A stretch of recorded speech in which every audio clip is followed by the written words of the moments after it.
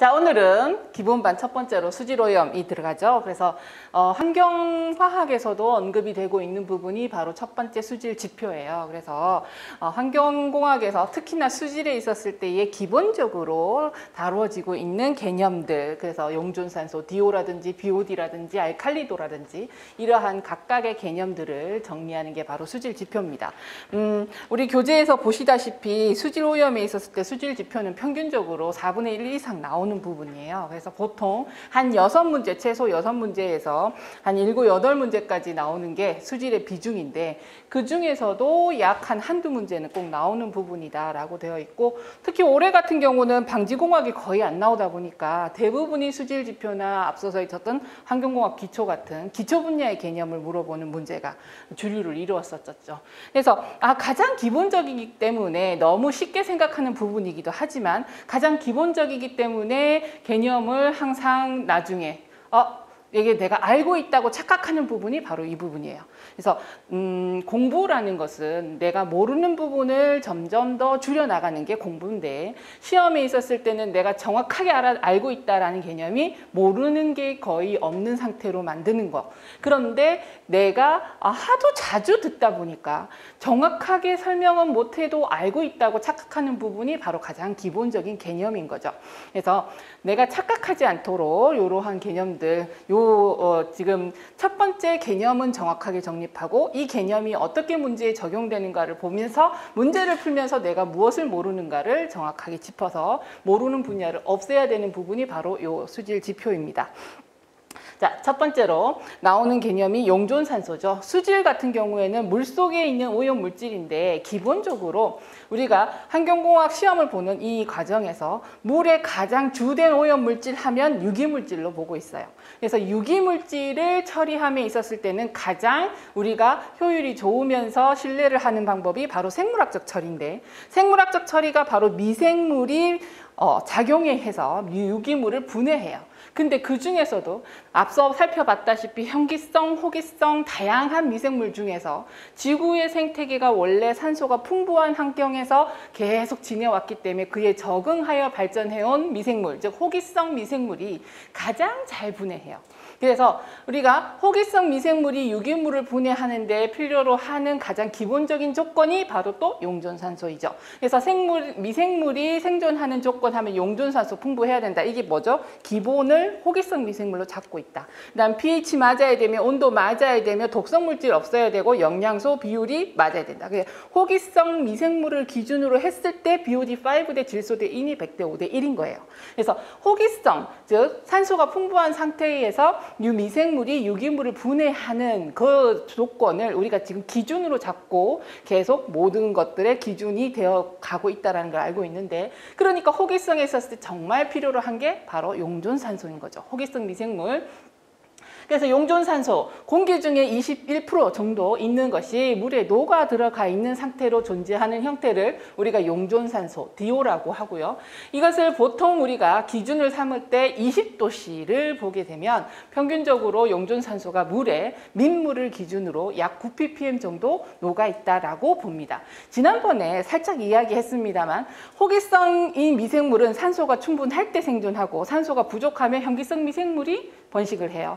근데 현기성 미생물로 번식을 하고 현기성 미생물이 번식을 하면서 현기성 유기물 분해가 되고 있다라는 걸 우리가 감각적으로 표현하는 지표가 바로 악취예요.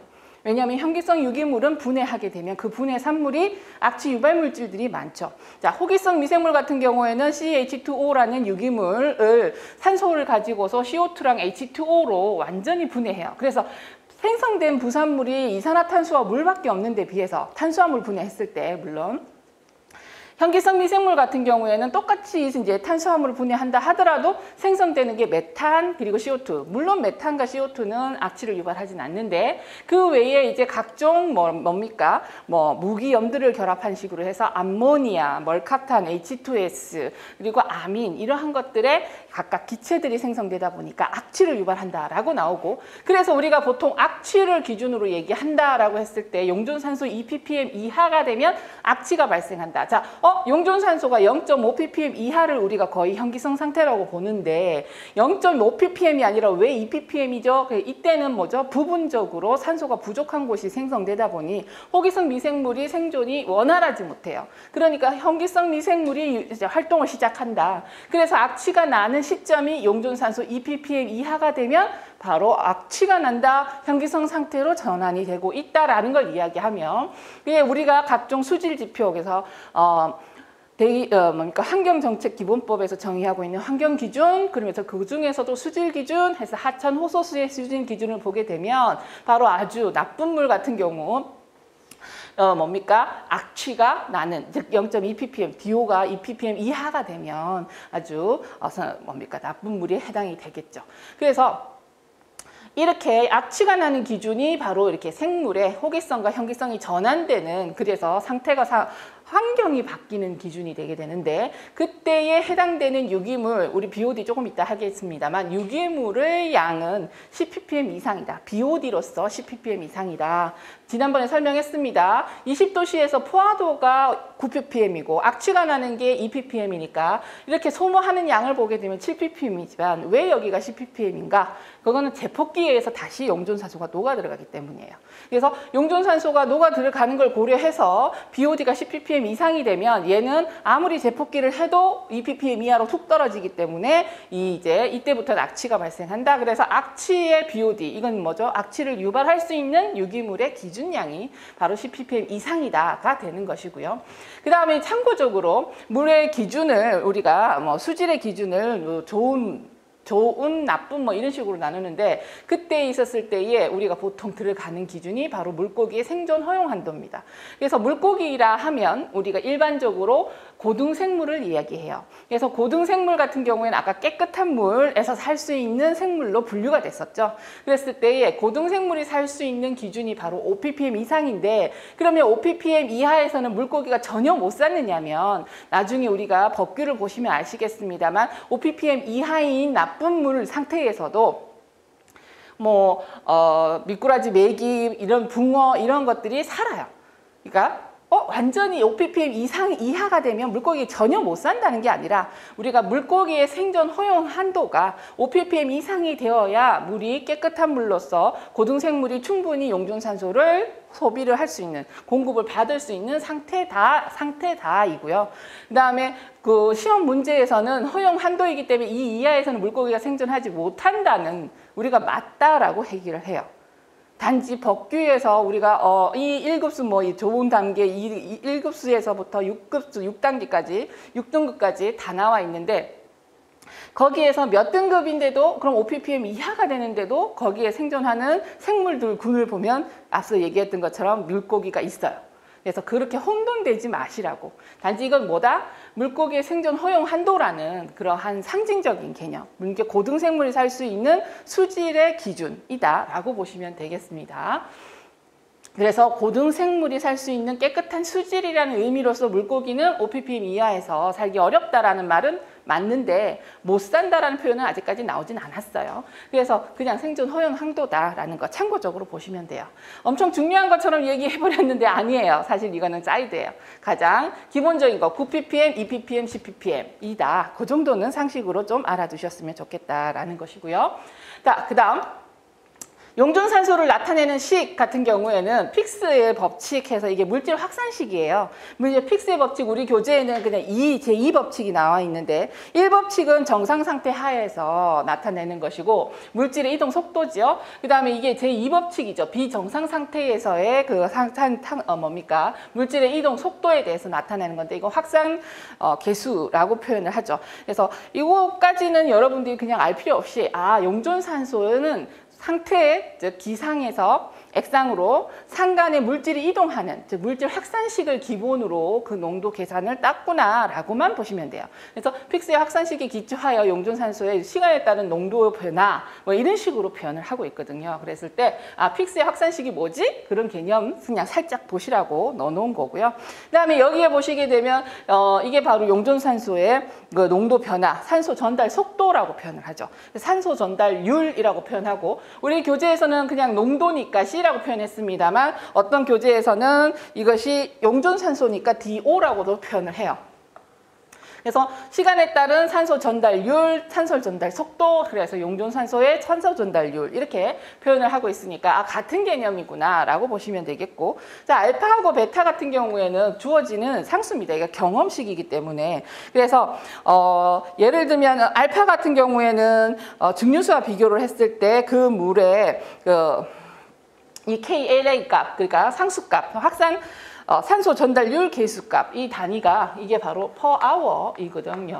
그래서 산소 전달률인데 증류수와 그 물의 산소 전달률의 비, 그리고 또 베타 같은 경우에는 증류수와 그 물의 포화 농도의 비, 이런 식으로 해서 이게 계수 값이에요. 그래서 무차원의 값입니다. 그래서 포화 농도의 비, 그리고 이거는 이 계수 값의 비 해서 이 값들에 각각 보정해주는 개념이고, 그다음에 이것을 대입해서 계산하라라는 식은 나온 적이 별로 없습니다만 이 수식은 여러분들이 굉장히 잘 보실 거예요. 그래서 용존산소가 온도에 따라서 어떻게 변화하는가인데 포화 농도와 그 농도와의 차이에 영향력을 받는 것이다. 그래서 이 포화 농도와 지금 현재 있는 그 상태의 용존산소의 농도 차이에 영향을 받으며, 그랬을 때에 바로 이 산소 전달률 계수를 가지고서 계산하고, 지금 우리 교재에 이게 소문자 T로 돼 있는데 대문자 T로 적어주시는 게 좋겠어요. 왜냐하면 여기 T는 시간이고요. 그 다음에 여기 T는 온도예요. 그래서 온도, T 도시라고 해서 이걸 주어졌기 때문에 이렇게 해서 이게 그냥 계수가 되는데, 온도가 달라지게 되면 이 계산식도 값이 많이 달라진다라는 것을 알 수가 있습니다. 그래서 여기는 포화 농도와 그 시점 T라는 시간일 때의 용존산소와의 농도 차에 의한 산소 전달 속도 개념을 보고 있죠. 그래서 전달률과 그리고 농도, 포화 농도와의 차이, 이것이 바로 산소 전달률에 영향력을 미치며, T라는 시간이 정해지게 T 도시, 지금 여기에서 T, 이게 소문자로 해놨으니까 이게 대문자로 고치게 되면 T, 이게 지금 T 때문에 모든 걸 다 고쳐야 돼요. 그래서 온도 T라는 것을 조건으로 두게 되고, 또 이 용존산소 산소 전달률은 온도에 따라서 영향력을 크게 받는다라는 관계 정도로서 정리를 하시면 되겠습니다. 자, 그 다음 이러한 그 용존산소의 농도 변화와 다음에 제폭기에 의해서 다시 보충이 되는 것들을 고려해서 가장 단순한 형태로서 용존산소의 변화를 나타낸 게 스트리트 펠프스식입니다. 모델이라고도 표현을 하죠. 그래서 우리 교재에 있는데 스트리트 펠프스식 같은 경우에는 이 수식 자체, 그러니까 계산하라라는 개념보다는 이 수식에서 각각 이 K1은 뭐고 K2는 뭐고 LA는 뭐고 그 다음에 여기에 있었을 때의 DT는 뭐냐 라는 그런 문제까지 나온 적이 있으니까 스트리트 펠프스식은 이 각각의 개념들이 무엇인가, 지금 나와 있는 계수들이 의미하는 바가 무엇인가도 알아두시는 게 중요하며, 또 하나 스트리트 펠프스식은 뒤에 이제 그래프 나올 건데 그래프의 각각의 이 지점에서의 의미와, 그리고 또 스트리트 펠프스식에서 이야기하고 있는 가정조건과 한계조건, 이것도 정확하게 기억해 두시는 것이 좋습니다. 그래서 이러한 개념들이 바로 스트리트 펠프스식에서 잘 나오는,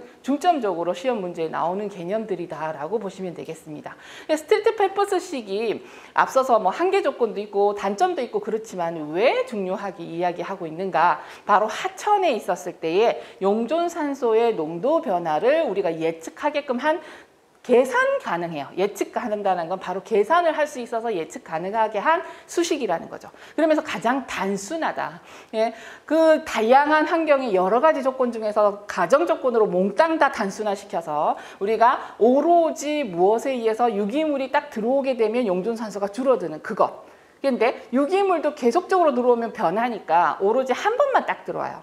그래서 유기물 처음에 딱 들어와서 그 이상 계속 들어오지는 않습니다. 그 양만 계속 분해가 되는 것이죠. 그래서 한 번 들어온 유기물, 그래서 유기물 BOD 농도가 들어가죠. 그래서 최종 BOD 농도, 유기물의 농도 들어가고, 그리고 그러면 미생물에 의해서 계속 분해가 돼서 이것이 분해되는 곡선이 따르게 되는데, 그 곡선에 따라서 용존산소가 부족함에 있어서 영향력을 미치는 게 또 하나가 있죠. 바로 제폭기와 탈기예요. 그래서 아무것도 없는 상태에서 그 하천에서 스스로 용존산소가 공기 중에서 기체로, 액체에서 기체로 이동하는 것에 대한 것을 바로 요 탈산소 계수 K1 그리고 제폭기 계수 K2를 가지고 가지고서 그 변화량을 고려한 거죠. 그러니까 스틸트 펠프스식은 단순하게 유기물 딱 들어왔을 때 이 유기물에 의해서 용존산소가 줄어드는데, 그것에 또 플러스 원래 하천 자체에서의 용존산소의 변화, 탈기와 제폭기에 의한 변화, 요 두 가지만 고려한 거예요. 그래서 시험 문제에서는 유기물과 제폭기에 의한 용존산소의 변화를 나타낸 수식이다. 자, 탈기가 갑자기 사라졌죠. 탈기는 잘 언급 안 해요. 그래서 K1이 탈기 계수다, 탈산소 계수다, 즉 액체에서 기체로 날아가는 데 관여하는 반응 속도 상수다 라는 것만 좀 아시면 되고, 조금 있다가 용존산소에서 이것이 미치는 영향력의 인자들만 살펴보면 되고, 이 스틸트 펠프스식은 무엇이 중요하다? 유기물과 바로 제폭기에 의한 용존산소 변화를 수식으로 정립했다라고 보시면 되겠습니다. 자, 그 다음에 계속 물어보는 게 뭐냐면 바로 DT예요. 이 DT의 의미가 뭔가, T라는 시간에서의 스틸트 펠프스식이 나타내는 값은 무엇인가 라는 것인데요. 그래프를 보면서 살펴볼게요. 자, T가 제로일 경우가 바로 D0가 되겠죠. 그러면 이 그래프에서 지금 요거는 뭐냐면 유기물이 들어왔을 때 유기물의 1차 반응 시기에 의해서 유기물의 농도가 줄어드는 것을 의미합니다. 그래서 용존산소량이 유기물에 있었을 때 이 유기물을 분해하는 것만큼 소모가 되겠죠. 소모가 되니까 그만큼의 이 용존산소도 이 유기물 분해 속도만큼 분해되는 경향만큼 같이 줄어들 거예요. 그런데 실제로 용존산소가 나타내는 경향을 보게 되면 용존산소는 처음에는 유기물 분해돼서 줄어드는 것처럼 보이다가 다시 점점 회복되어서 이렇게 올라가요. 그래서 이게 뭐지? 라고 살펴봤을 때 바로 이게 실제로 하천에서 유기물과 제폭기에 의해서 딱 두 가지만 영향을 받았을 때 용존산소의 실제 변화 곡선이 바로 이것이라는 것이죠. 그렇게 되면 T가 제로일 경우에 이 DT 값, 이게 지금 계속 나타내는 건데, 요게 지금 그럼 여기에서부터 이까지 용존산소가 DT인가가 아니에요. 그래서 계속 DT를 물어본다는 개념이 뭐냐면, DT는 여기 지금 포화되는 농도 CS가 있죠. CS 여기 CS에서 지금 현재 있는 용존산소 CT입니다. CT와의 차이예요. 그게 바로 DT예요. 그러니까 여기 지금 포화 농도가 있으면 이 포화 농도에서 지금 현재 있는 용존산소의 농도를 뺀 요 차이가 바로 DT예요. 스틸트 펠프스식에서. 스틸트 펠프스식에서 바로 이 값을 나타낸다라고 표현하는 게 밑에서부터의 값을 나타내는 게 아니라 위에 포화 농도와의 차이를 나타내는 게 DT예요. 그래서 DT가 뭐냐라고 물어보는 것이죠. 그랬을 때 앞서서 우리가 다시 돌아가게 되면 스틸트 펠프스식 같은 경우에는 초기 농도와 그리고 T라는 시간에 있었을 때의 그 용존산소의 부족분이라고 표현해요. 그러니까 그게 부족분이 뭐냐면 바로 포화되려면 이만큼 있어야 되는데 지금 현재 요거밖에 없으니까 용존산소가 이만큼 부족해 라고 하는 게 바로 스틸트 펠프스식이 나타내고 있는 값 DT인 거죠. 그래서 부족분이다 라고 표현하는 게 바로 요 값이기 때문이다. 그리고 난 뒤에 시험 문제에서 표현하는 개념이 뭐냐면 바로 요거죠. D0 초기 용존산소 부족분. 초기 용존산소 부족분은 원래 유기물이 딱 들어오면 아직까지는 유기물이 분해 안 됐어요. 전혀 들어오기 전에. 그럼 그 하천에 원래 있던 용존산소 양이에요. 지금 이 시점에 유기물이 들어오긴 했지만 얘가 분해는 하나도 안 됐잖아요. 그러니까 초기의 용존산소 양이 C0. 그러니까 우리 DO0라고 이해하면 훨씬 더 쉬울까요? 그래서 DO0, 원래 그 하천에 있던 DO0, 원래 있던 양과 그리고 원래 그 하천이 앞서서 20도씨에서 9ppm이어야 되는데 그 하천은 원래 유기물 안 들어오고 아무것도 오염이 없어도 원래 8ppm이야. 라고 한다면 항상 포화되어 있지는 않으니까 그러면 초기 부족분이 1ppm인 거죠. 총 9ppm까지 포화될 수 있는데 현재 그 하천은 유기물에 의해서 분해 하나도 안 돼도 그냥 그 하천은 원래 8ppm이야. 그래서 여기는 요 초기 부족분이 1ppm, 9 빼기 8은 1ppm. 그래서 초기 부족분이라고 표현하는 거예요. 그래서 용존산소 스틸트 펠프스식의 DT를 자꾸 물어보는 게 부족분이다라는 개념이 우리가 이 그래프에서 봤을 때 이 DT, 요 위에서부터 이렇게 내려오는 값이기 때문이다라는 것을 알아야 되죠. 자, 그러면 이제 스틸트 펠프스식에 있었을 때 가정 조건을 한번 살펴볼게요. 우리 교재에서는 101페이지에서부터 102페이지가 흩어져 있어요. 예, 스틸트 펠프스식이 바로 정상 상태에서 하천에라고 이해했어요. 요 개념은 뭐냐면 정상 상태라는 것은 DC of DT가 제로예요. 그래서 정상 상태는 시간에 따라서 변화가 없는 상태, 안정한 상태라는 걸 의미하며 총 변화가 없다라고 이야기하며 하천에서라고 표현하면은 반응조는 PFR입니다.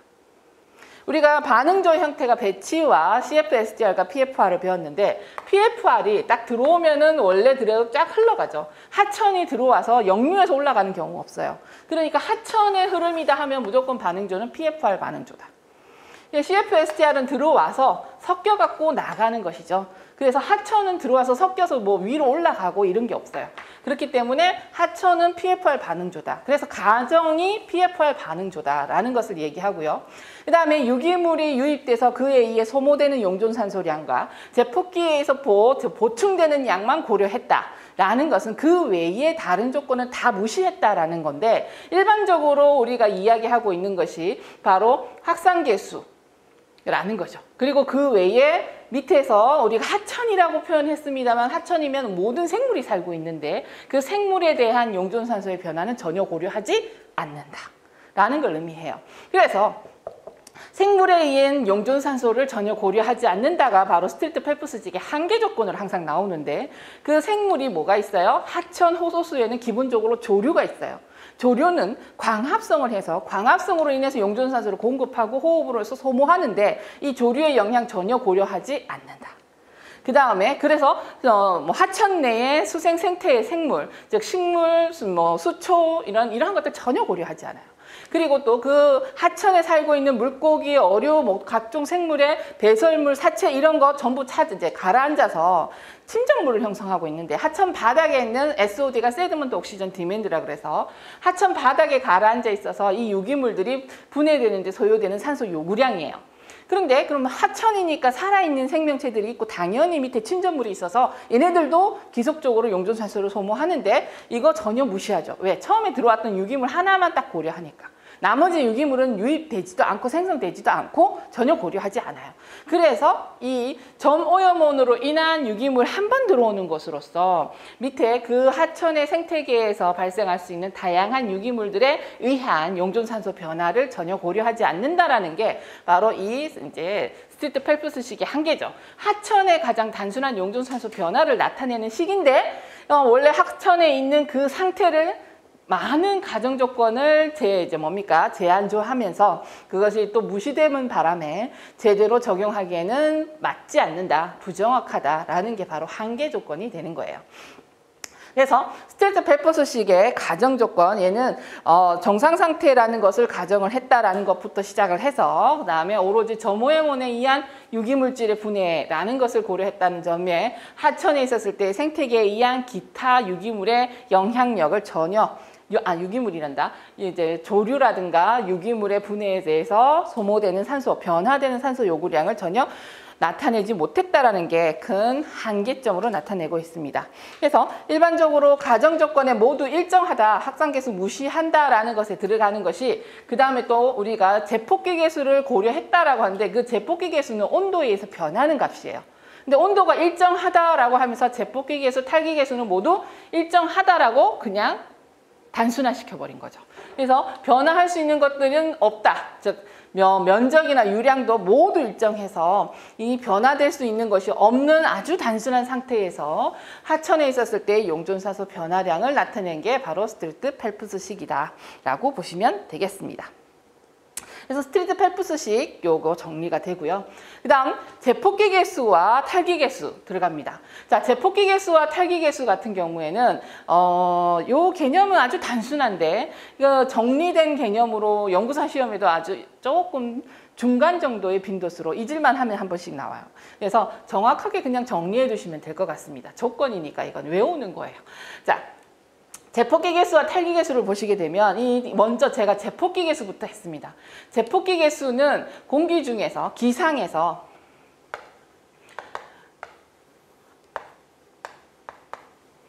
액상으로 이동을 하는데 그래서 기상과 액상에 있어서의 두 상간의 물질 이동에 관여하는 반응 속도 상수가 되겠습니다. 그러면 여기에 있었을 때 보통 우리가 헨리 법칙과 루이스 위트만의 이중 경막설, 이 두 가지가 보통 기상, 액상에서의 물질 이동하는 데 관여하는 법칙으로 적용하고 있는데, 그때의 기상에서 액상으로 이동을 함에 있었을 때에 관여하는 것 중에 가장 큰 거는 바로 기상에서의 물질의 농도인데요. 기체에서는 물질의 농도라고 표현하지 않고 분압으로 표현을 해요. 왜냐하면 모든 기체는 동일한 온도에서 동일한 몰일 경우 동일한 부피를 가져요. 그러니까 질량은 달라도 몰수가 같으면 부피가 같아요. 그러니까 압력으로서 표현을 합니다. 부피로 표현하는 게 아니라 압력으로서. 그래서 분압으로서 그 물질의 양을 표현하고, 액창에서는, 그러니까 뭐죠? 액상에서는, 물속에서는 물질의 양을 뭘로 표현하냐면 농도로 표현을 해요. 그래서 액상에서 기상으로 이동하는 물질의 추진력은 바로 그 물질의 농도 차이며, 그리고 기상에서 액상으로 이동하면 이거는 기체가 들어오는 거죠. 그래서 기상에서 액상으로 들어오는 물질의 이동의 추진력은 분압차예요. 그러니까 물질의 양의 영향력을 받는다라는 걸 분압차의 영향을 받는다, 농도차의 영향을 받는다라고 표현을 하죠. 그래서 여기 지금 제폭계 계수는 기상에서 액상으로 들어오는 것이기 때문에 그때에 관여하는 반응속도 상수이기 때문에 분압이 클수록인데, 여기에서 분압은 용존산소니까 산소의 분압이겠죠. 근데 우리의 대기의 산소는 대체적으로 21%로, 물론 공간마다 다를 수는 있어도 기본적으로 우리가 그냥 하천이면 대기에 노출되다 보니까 21%로 일정해요. 그래서 산소의 분압이 높을수록이라는 말은 잘 표현 안 나옵니다. 산소가 아닌 다른 기체가 액체로 녹아 들어갈 때는 그 물질의 분압이 높을수록 반드시 나와요.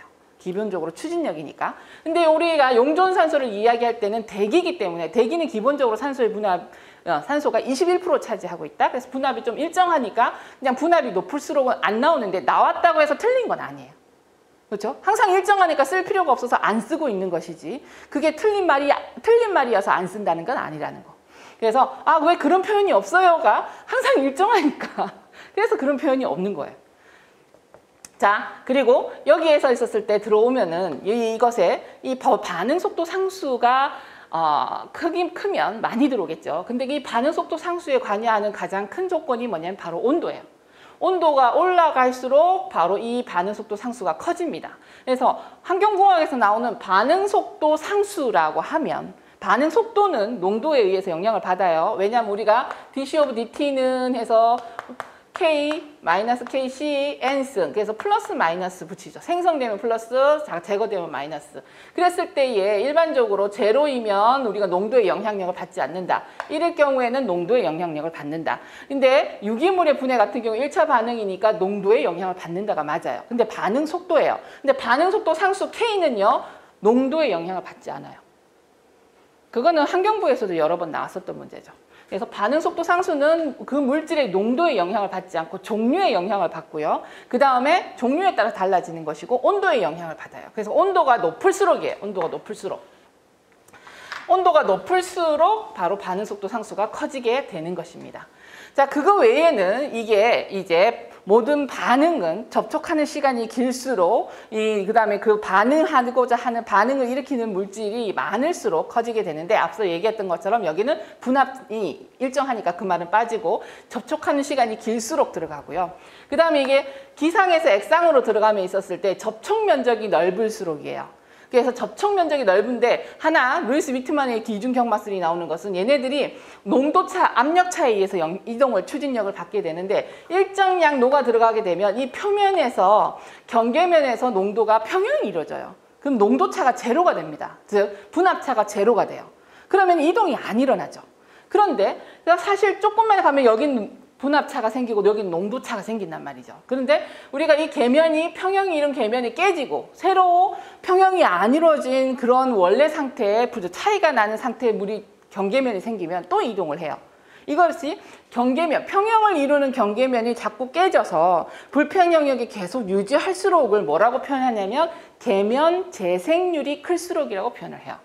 계면이 다시 생성되는. 그래서 평형을 이룬 계면, 경계는 없어지고 다른 평형이 안 이루어진 경계가 계속 다시 오는 거예요. 그게 계면 재생률이 클 건데, 그럼 이 경계면이 계속 바뀐다는 소리예요. 경계면이 계속 바뀐다라는 건 뭐죠? 유속이 빨라서 얘네들이 계속 흐르고 있다라는 개념이죠. 그래서 계면 재생률이 클수록 하면 항상 따라오는 게 유속이 클수록이에요. 유속이 클수록에 따라오는 게 또 뭐죠? 바로 하상구배가 클수록이에요. 그래서 하상구배, 바닥구배가 클수록. 왜? 경계가 이렇게 비탈지면 더 빨리 흐르죠. 이게 평평한 데보다는 경계진 데가 물이 훨씬 더 빨라지니까, 경사진 데가. 그래서 이 유속이 클수록 바닥구배가 클수록 같이 나오게 되고요.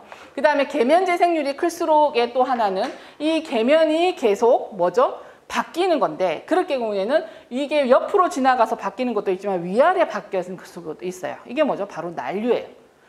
얘네들이 굉장히 막 요동치고 있어. 요동치면 경계가 계속 바뀔 수밖에 없죠. 그러니까 난류가 클수록이에요. 난류가 클수록은 또 뭐라고 표현을 하느냐면 하상이 불규칙할수록. 왜냐하면 이게 경사가 져도 유속이 빠르지만 밑에 바닥이 거칠면 물이 흐르다가 천천히 측류 상태가 아니라 계속 바닥이 거칠하니까 난류 상태로 흐르게 돼요. 난류 상태가 흐르니까 표면도 계속 위아래가 바뀌면서 난류가 형성이 되죠. 그래서 난류가 클수록은 하상이 불규칙할수록 플러스 조도계수가 클수록이라고 표현을 하죠. 이게 같은 말이에요. 그래서 계면 재생률이 클수록이라고 하는 게 지금 유속이 빠르려면 바닥 경사구배가 클수록, 그 다음에 난류가 클수록, 그거는 하상이 불규칙할수록 조도계수가 클수록 이렇게 표현을 하죠. 거칠기 계수가 거칠수록 또 나와요. 그래서 하상이 불규칙할수록 거칠기, 하상 바닥의 거칠기 클수록, 거칠기 계수가 클수록 이렇게 표현을 하죠. 그래서 같은 말입니다. 이게 전부 다 뭐다? 바로 경계면이 재생되는 율이 높을수록이라고 표현을 하고요.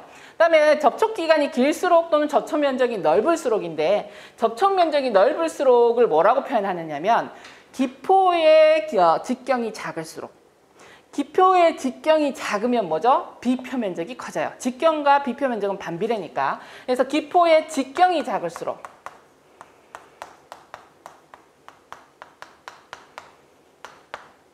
이렇게 표현을 하죠. 그래서 기포 물방울이나 이렇게 튀어나가면 물방울이죠. 물방울의 직경이 작을수록 또는 기포가 들어가게 되면 기포의 직경이 작을수록 비표면적이 커져요. 비표면적이 커지기 때문에 용존산소가 많이 녹아 들어간다. 이거 조건이 다예요. 그래서 요 말을 이렇게 쭉 나열하니까 엄청 많은 것처럼 보이지만 접촉 시간이 길고 면적이 넓을수록, 그리고 계면 재생률이 클수록, 요 세 가지. 그리고 원래 반응 속도 상수니까 온도가 높을수록 네 가지인데, 거기에서 계면 재생률이 클수록을 이렇게 단 5가지 정도로 불려서 바꿔서 이야기할 수 있다라는 것이죠. 자, 제폭기 계수 같은 경우에는 지금 20도씨를 기준으로 했을 때 시간이, 온도가 올라가면 올라갈수록 1.018이죠. 증가해요. 그러니까 온도가 올라가면 올라갈수록 값이 증가한다라는 것을 알 수가 있습니다. 다음, 유기물. K1, 이거는 탈기계수입니다. 탈기계수 같은 경우에는 액상에서 기상으로 용존산소가 날아가는데 관여하는 반응속도 상수예요. 이것도 마찬가지로 T, 20도씨를 기준으로 한 값에서 온도가 올라가면 올라갈수록 이 값이 점점 증가합니다. 커지는데, 아까 이게 뭐였죠? 얘는 1.018, 얘는 1.047, 값이 틀려요. 누가 더 커요? K1이 커요. 제폭기 계수보다 탈기 계수가 훨씬 온도에 대한 변화율이 크다라는 걸 알 수가 있습니다. 그리고 탈기 계수 같은 경우에는 액상에서 기상으로 가니까 액상의 영향력을 받아요. 그래서 탈기 계수는 온도가 높을수록 외에 유기물 부하가 클수록인데, 앞서서 액상에서 기상으로 물질이 이동함에 있었을 때 추진력이 액상에 있는 물질의 농도차라 그랬거든요. 그러면 용존산소하고, 용존산소도 아니다. 일단 용존산소를 기준으로, 지금 용존산소가 9ppm인데 지금 7ppm일 때 부족할 때 얘네들이 날아가는 게 많을까요? 아니면 9ppm을 꽉 찼을 때 날아가는 게 많을까요? 9ppm 꽉 찼을 때 날아가는 게 많아요. 그러니까 지금 유기물에 어떻게 하든 농도 차라고 얘기해서 여러분들 혼돈될까 봐 이야기하는 건데, 얘는 액상의 물질의 농도가 크면 클수록 K값이 커져요. 그래서 용존산소가 많아도 탈기 잘 되고, 용존산소 외에 유기물이라든가 다른 기체, 다른 물질의 농도가 많아도 탈기가 잘 돼요. 그래서 액상의 물질이 많으면 많을수록 커지는 게 K1입니다. 그래서 이 K1이 커지게 되면 용존산소는 값이 점점점 작아질 수밖에 없죠. 액상에서 기상으로 날아가 버리니까. 그래서 얘는 뭐다? 유기물의 부하가 크다라고 했습니다만 대체적으로 우리가 시험 문제 나오게 되면 이런 표현을 쓰는 것이니까 K1은 액상에서 기상으로 날아가는 반응 속도 상수여서 온도가 높을수록 커지지만 또 액상의 물질의 농도가 많으면 많을수록 더 커지는 그러한 경향을 갖고 있다라고 보시면 되겠습니다. 그 두 가지밖에 영향을 안 받아요. 자, 그러면 우리가 용존산소에 대한 실제적인 변화를 요거로 한번 표현을 해봤어요. 자, 그랬을 때 수온이 수심이 아까 하나 빠진 게 있구나. K1, K2 수심이 얕을수록. 왜냐하면 접촉하고 있는 기상에서 가까운 데서일수록 용존산소가 많이 녹아 들어가 있고 이 밑으로는 전달률이 낮아질 수밖에 없겠죠.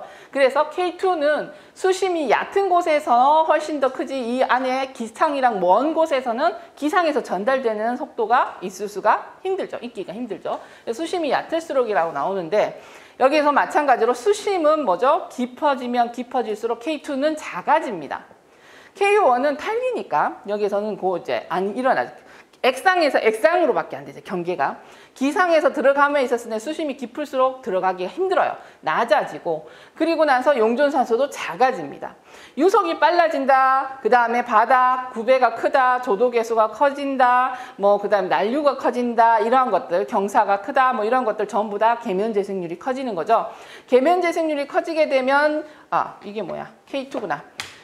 K2가 커져요. 제폭기 계수가. 그럼 용존산소 커집니다. 그래서 수심에 대한 개념과 용존산소의 개념이 다 동일해요. 다 동일한데 하나만 다르죠. 수온이 높아질수록 K2는 반응속도 상수인데 실제로 우리가 기체의 용해도는 온도가 낮을수록 커져요. 그러니까 용존산소도 산소도 기체니까 온도가 낮아질수록 커지기 때문에 온도가 올라가게 되면 용존산소의 농도는 작아져요. 요 하나만 틀리죠. 다른 건 다 똑같은데 얘 하나만. 수온에 대한 개념이 틀려요. 왜 그런가 살펴보니까 아까 이미 설명했었죠. K2가 용존산소의 증가와 비례하는 관계고 얘는 반비례하는 관계예요. K1은. 그런데 이 K2의 값의 증가에 비해서 온도가 올라가면 올라갈수록 K1의 증가값이 더 크다 보니까 나가는 것이 들어오는 것보다 많아요. 그러면 남아있는 거는 용존산소는 뭐죠? 작아질 수밖에 없죠. 이 값의 차이가 바로 이 차이를 일으키는 것이죠. 그래서 온도만 K2, 제폭기 계수가 커지는 조건이 용존산소가 커지는 조건이야 라고 말하고 싶지만 그게 온도 때문에 안 된다라는 거예요. 그래서 온도 때문에 안 되는구나. 그래서 얘를 바꿔서 그럼 요거 다 되는 조건을 하나 만들어 보자 라고 한 게 바로 자전계수입니다.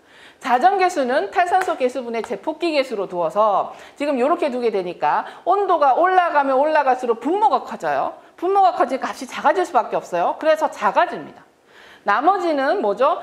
K1에 관여되는 게 없으니까 K2가 증가되는 조건에 따라서 다 동일해요. 그럼 퍼펙트하게 지금 K2 같은 경우에는 온도가 하나 틀려서 모든 조건이 제폭기 계수가 커지는 게 용존산소가 커진다고 말할 수 없었는데 온도 때문에 지금 자전계수 같은 경우에는 완전히 모든 조건에서 용존산소 커지는 조건과 자전계수가 커지는 조건이 같아요.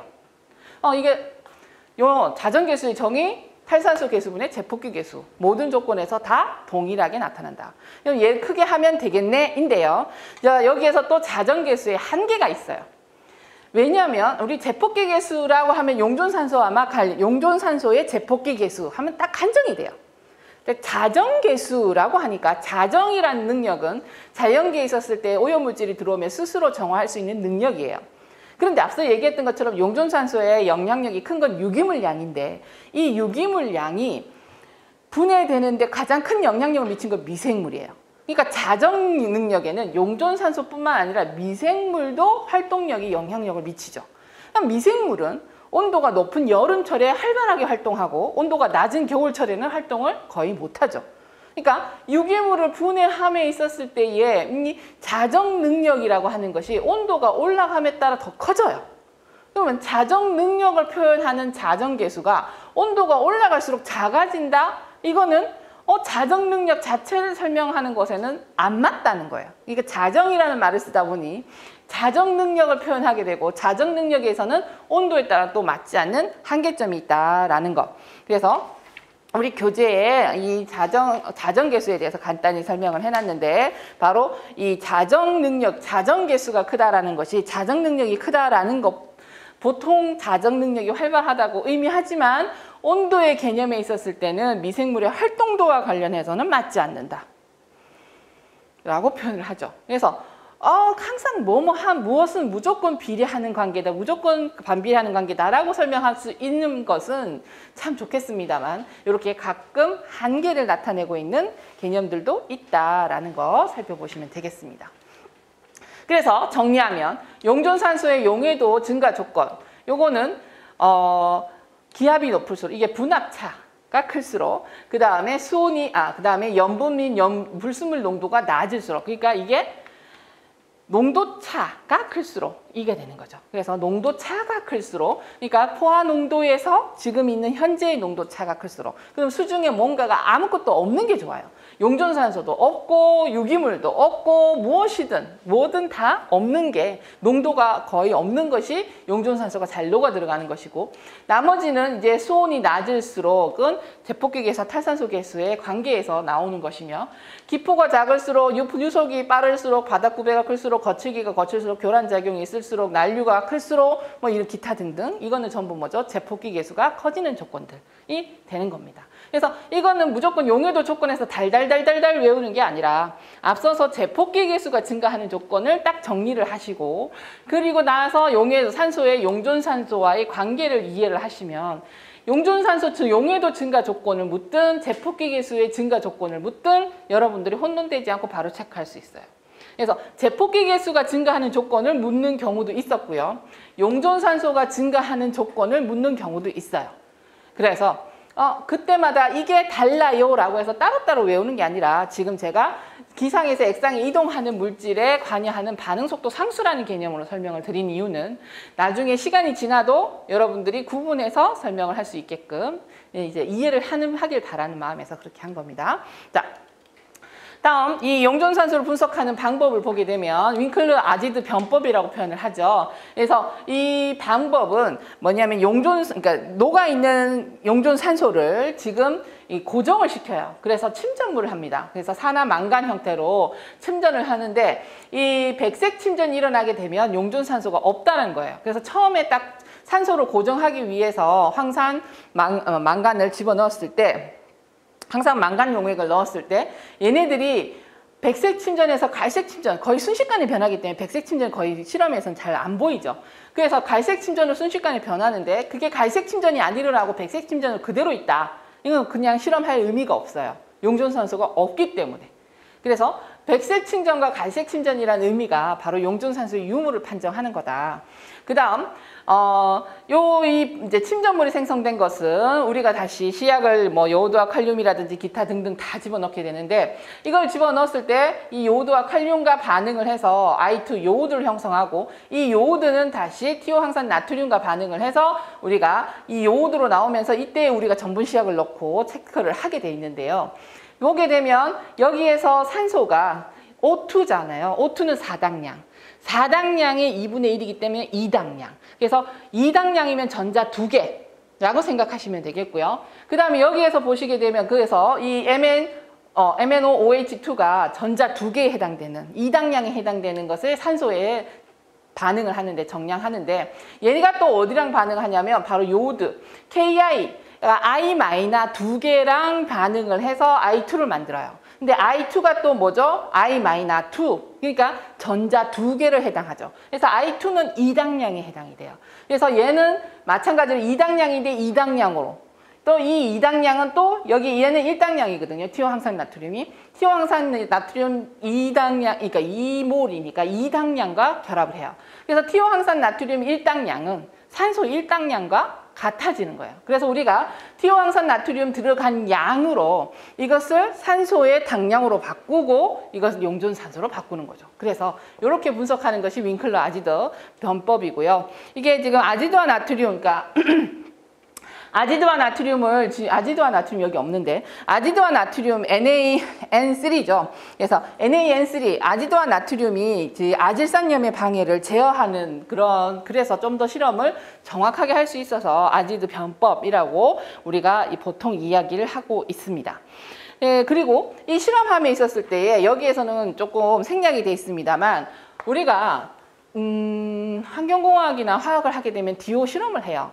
DO 실험을 하면 보통은 시약 몇 밀리리터에 라고 이야기하는데, DO 같은 경우에는 300ml 삼각 플라스크에 약 200ml 이상의 시료를 담고, 그러니까 이 시료의 양을 정확하게 하지 않아요. 시료를 담고 여기에다가 뭘 넣냐면 시약을 넣어요. 황상망간, 그 다음에 뭐 아지드와 나트륨, 그리고 또 KI, 이러한 각종 시약을 집어넣어요. 그래서 시약만 해도 2ml, 황상망간 2ml에다가, 황상망간은 0.7ml, 그 다음에 아지드와 나트륨 0.02g, 그리고 또 알칼리 요오드 시약 같은 경우는 2에서 3ml, 기타 등등 시약을 쫙 다 집어넣고, 시약을 집어넣은 상태에서 300ml로 매스업 시켜요.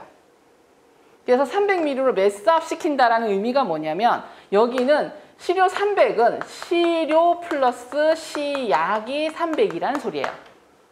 그래서 여기에서 다시 200ml를 분취해서 그걸 적정을 해요. 그러니까 시료 200ml가 아닌 거죠. 그래서 이것의 계산식이 어떻게 되느냐면, DO 계산식은 여기에 우리가 적정을 했으면 시료인데, 이게 시료만 있는 게 아니라 시약이 들어가서 희석이 됐으니까 희석 배율을 고려해줘야 돼요. 그럼 일반적으로 우리가 적정을 하게 되면 얘는 지금 들어가 있는 티오 황산 나트륨의 당량입니다. 팩터는 이 0.025 노르말, 보통 0.025 노르말의 티오 황산 나트륨이라고 표현을 하죠.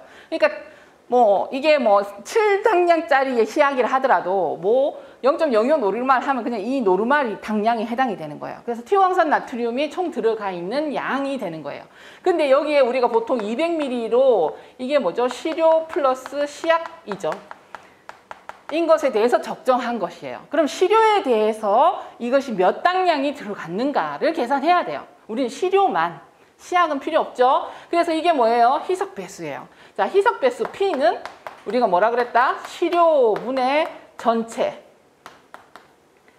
그래서 시료는 얼마? 지금 여기에 보게 되면 300ml가 전체죠.